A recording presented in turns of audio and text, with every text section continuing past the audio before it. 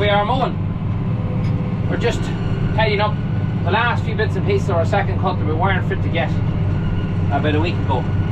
Ground has dried up nicely. I'm not saying it's dry, but it's a little bit more workable. Yesterday, Sunday, we were at the Minolty show, which is in County Meath. I have to say, if you ever go to an agricultural show, or you don't go to very many of them, and you want maybe a break from the plough match or something like that, where it's big, like, and you want to just go to somewhere where it's, I don't know, a little bit more relaxed, try Minolty show in County Meath. I haven't been at it since pre-COVID, and it was absolutely awesome. The only thing that kind of spoiled a bit of our day, which you might see on me already, is I got quite sunburned.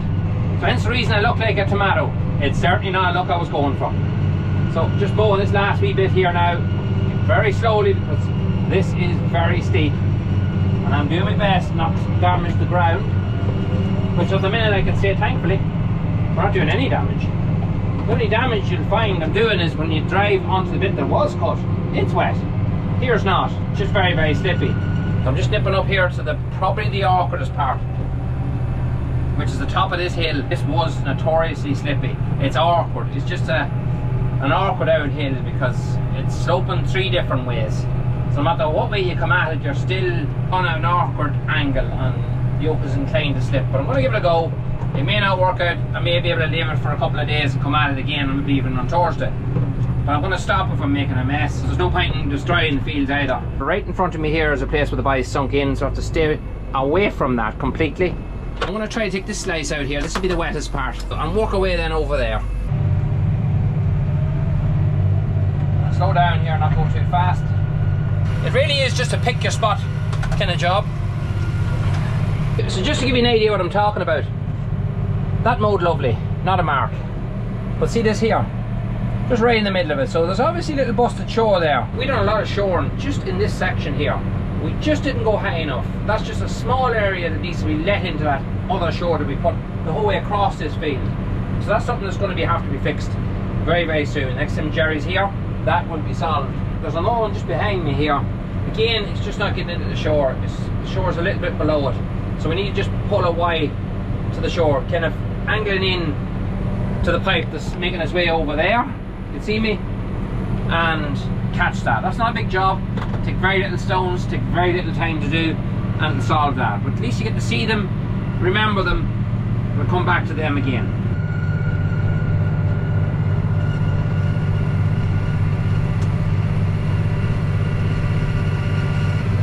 Going to make myself right down to the hedge here,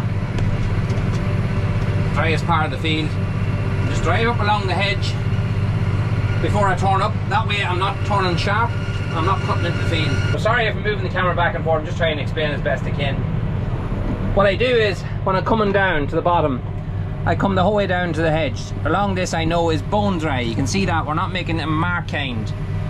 Rather than turning up there, because what happens is if you turn there, you're turning too sharp, and that would be a little bit more tender just because of the weather. So I'm going right down to the bottom, and that way when I turn I'm getting a straight line here to cut straight up there rather than doing any sharp turns. And that's also a way of avoiding that real wet spot that's there in front of me. There's also another thing that's annoying the crap out of me, and I don't know if you can hear it, maybe you'll hear it now. There's a really loud squeal. I'm not sure where it's coming from, but it's a rattle. I thought it was a toolbox, but it's on the shaft underneath. Because you mind the time we were working on the diesel pipe, I took that cover off, put it back on, that rattle was gone. It came back again bit by bit. An automatic rattle when you're uphill or at a certain angle. If you didn't know any better, you'd swear there was something seriously wrong. Thankfully, there's not. It's a massive stuff breakdown. So first of all, we spread fertiliser on this. And yes, it got plenty of slurry as well. But when we spread fertiliser on it, then it got no rain. So it went ahead pretty much straight away. Grew big long stemmy stuff. Horrible to look at. You'd swear there was a layer of stuff in the field until you went in and you looked down into it. There was no soul to it, there was no bottom to it. And then when we got the wet weather, it started to grow up through the stemmy stuff. So you end up with this kind of stuff here, which the head stuff that has seeded has died basically. So it makes the crop look bad. But underneath, it's still leafy enough stuff, it's alright. It's a bit of silage at the end of the day.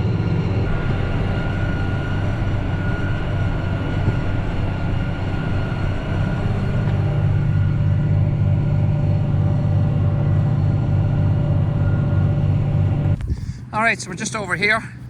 My man's just there now at the minute. He's starting to rake it. Lovely and dry. Damp underneath. Not too bad. But when he comes along now and puts it into the big rows, it'll be probably tomorrow even for baling. It's given good weather, so you can see the way it's well wilted now on the top. So when he puts it into the big rows, it'll dry again. Be very happy to get that done. So Sophia's just with me. We're going to be moving the calves now shortly. Sorry, I'm on my phone, hence the reason the sound probably isn't as good. But the weather, blue skies, all smiles. There is one row made, and you can look at it there. I don't know if the camera picks it up or not. I'm not going to brag about it. The only thing I'm going to brag about is that it's dry. It's got a dirty butt on it, as we say. We don't mean that in a bad way. It's just a spec we have. It has got a dirty butt on it, and that is down to the fact that it was so long. We had a couple of growths coming through it, and long past when it should have been cut. But for obvious reasons, we know why that was. Anyway, to be done now. We'll not complain when the sun is out. So that's a 6480 he has there, and a Kuhn rake. I'm putting out fertiliser for the first time in nearly 6 weeks, and it's definitely time fertiliser is put out. Things aren't right at the moment at all, but we're getting it done. The last field I was in, I put a little post there on Instagram. Just the gate cut badly tore up by just going in and out of it once. The amount of rain that was running down the pass kind of went into it. It's something I'm going to have to solve. Never had an issue beforehand, but if this volume of rain that we're getting continues, we're going to have to solve that. These are other hills here, and I have to be really careful where I go, because I know there's a few spots you can just come along, like this. If you're putting out fertiliser in February, you could come along and just hit a wet spot, and you're in it before you know it. And there's a lot of them at the moment. I'm getting this fertiliser out because the grass has more or less stopped growing, and I'm rationing the cows, giving them a little bit more meal in the parlour just to make up for the shortage of grass. It's there, but it's disappearing very fast now. At the minute, I'm using a little bit of technology here. There's there in front of you. And that is a kit that we got, early June, late May maybe. Never got to use it, but it is GPS. Now, before you ask, I do have a Trimble Easy Guide 250. You might have never seen me using it. Reason for that is, short time after I fitted it, it did work, done exactly what it said on the tin, but the screen, half of the screen went blank, right down the middle of it. So dead pixels or whatever it was, I don't know, but I couldn't see nothing out of it. This came to us back about 3 months ago. It came from a company called Gypsy Technology. You can see the name of it there on the middle. We had two companies come on to us, one well-known. The other wasn't known to me, probably known to others. You had a huge amount of lads that are on agriculture on YouTube using GPS. I didn't bother that time. That's why I went out and bought the one second hand, because I could never justify owning one, because some of them were thousands. 2, 3, 4, maybe almost €5,000 for a kit with auto steer, the whole shebang. They had this system which is more geared towards smaller, or more geared towards farmers. Guys that aren't contracting or don't need auto steer, just need something to guide you when you put out fertiliser or spraying or a bit of dribble bar work. Small work without costing you a huge amount of money. This here is a Lenovo tablet, and already pre-installed on it is their own app. You just click on that. I'm just going to go in here to what I was at earlier on. You can add all the implements that you have in the back of your tractor, which by clicking this plus sign here. So you add the name of it here first, then you go through all the measurements and where it sits in the back of the tractor. I already have my Amazon 209 fertiliser spreader, which I have on the back here, already pre-installed, so all I have to do is click on that. There's my tractor sitting there. It's even the right colour, which is great. Up here on the top right hand side shows you that you have 12 satellites already picked up. So you have your AB lines up here. I haven't used that yet.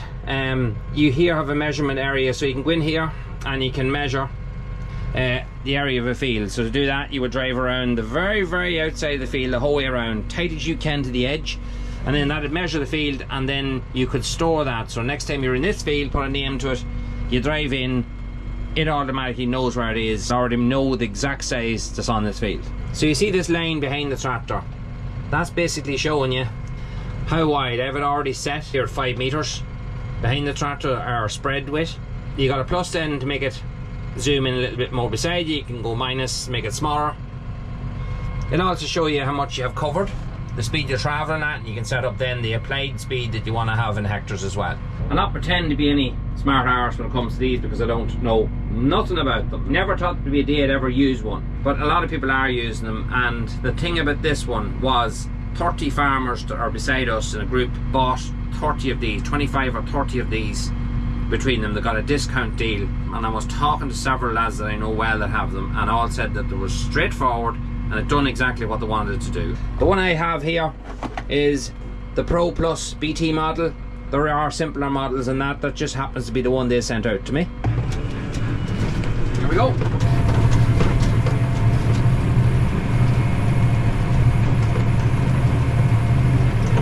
So the green line is where we have spread. You won't see any hedge lanes or anything because we haven't mapped the field. If you had your spreader going and you overlapped, the red would be where you're over sowing.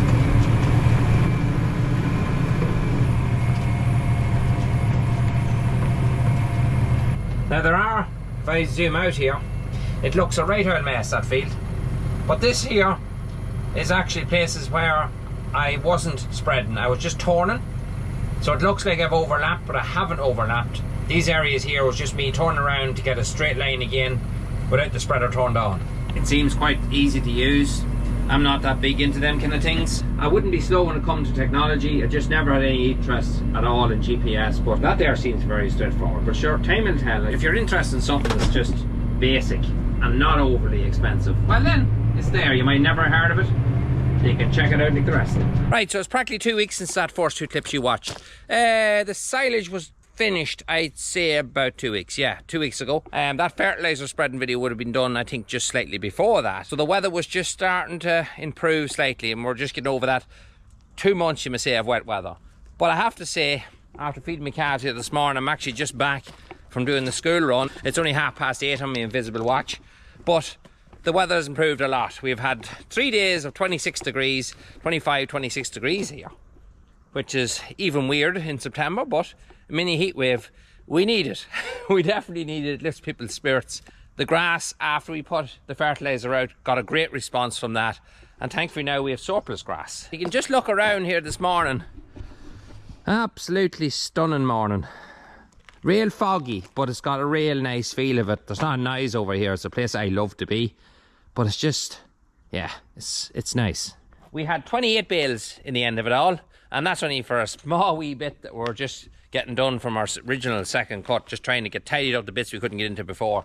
That gives us a total, including I think about 7 bales we had left over in the corner. I think we've around 230 bales, which is plenty for us, plenty. But it mightn't be done yet because, as I said, we have a surplus of grass now. A lot more grass than we can currently eat. And if you just look across the fence here, you can even see everywhere. We go backfield as well. It's got quite a bit of grass on it, so cattle will be tramping that. So I might make more bales yet, and I can always sell them if I don't need them. Because to go in and just tramp grass like that, and that's too strong for calves, I don't know. We'll see how it goes. But yeah, it's nice to get the baling finished. There is the other bales that I stacked, and there's just the other ones. I just threw them up again. The front face of them there, they'll be 100% because you won't find until they're actually being used. Anyway, one other thing that I did notice when I was over here and at home this year, and I would say a lot of farms noticed the same, is that weeds really thrived this year. With the wet and the mild weather, ducks especially absolutely walked it this year. And you can see here, just the patch that's there in front of me, it's fine over here, but you can see the leg of that patch. We have lots of that at home. The sprayer will be out today, and we're going to spray the big hill, half of it, because after the silage was done, I let my heifers into half of it. They really cleaned it down, and I moved them last night to the lower section. You might see that in another video. But one thing I do want to do is go into that big hill now, the half that we have grazed, and get something onto it to wipe out them Dawkins. Just hit them hard now.